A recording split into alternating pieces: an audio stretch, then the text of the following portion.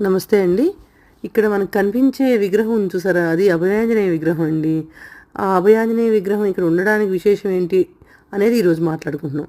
ఏంటంటే విశేషం ఏంటంటే, మేము నివసించే కమ్యూనిటీలో ఒక చిన్న ఆలయం నిర్మించుకున్నామండి. దానిలో ప్రతిష్టాపన చేయడం కోసం చెప్పి ఈ ఆంజనేయ స్వామి వారి విగ్రహాన్ని ఇలా చేయించి తీసుకొచ్చారండి. ఎంత జాగ్రత్త ప్యాక్ చేశారు చూసారా?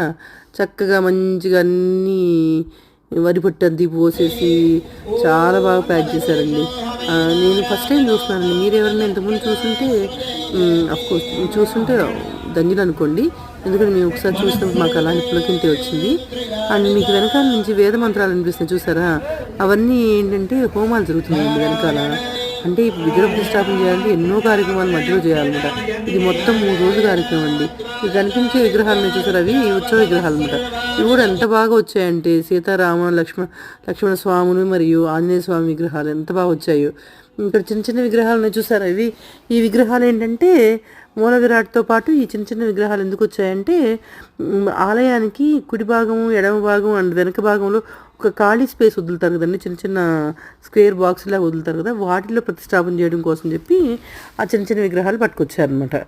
అండ్ ఇంకోటి ఇక్కడ మీరు గమనించారని మీకు తెలుసా అండి, విగ్రహాలని ఒకసారి ప్రాణప్రతిష్ఠ చేశాక తాకకూడదని నేను కూడా తెలుసుకుంది ఈ మధ్యనే అండి. విగ్రహాన్ని ప్రాణప్రతిష్ఠ చేశాక తాకూడదంట. సో అందుకనే విగ్రహాన్ని ప్రతిష్ఠించకముందే అందరూ పూజలు చేసుకొని అభిషేకాలు చేస్తూ వాడి భక్తిని చాటుతున్నారు అనమాట. తర్వాత ఇంతమంది ఎప్పుడు కిందకు వచ్చింది నేను ఎప్పుడు చూడలేదు. ఫస్ట్ టైం ఇంతమంది కిందకు వచ్చి మంచిగా పార్టిసిపేట్ చేయడం అనేది. అండ్ ఇంకోటి ఏంటంటే, మీరు ఒకటి గమనించారంటే, ప్రతి ఒక్క విగ్రహానికి కళ్ళు మూసున్నాయి. ఉత్సవ విగ్రహాలకు లేదనుకోండి, బట్ కానీ ఈ విగ్రహాలు ఏదైతే ప్రతిష్టాపన కోసం, గుడిలో ప్రతిష్టాపన కోసం తీసుకొచ్చిన విగ్రహాలు ఉన్నాయి చూసారా, వాటన్నిటికీ ఆ విగ్రహాలన్నిటికీ కళ్ళు మూసున్నాయి అనమాట మైనంతో. అవి ఎందుకు మూసారు అనేది మీకు తెలిస్తే నాకు కూడా చెప్పండి.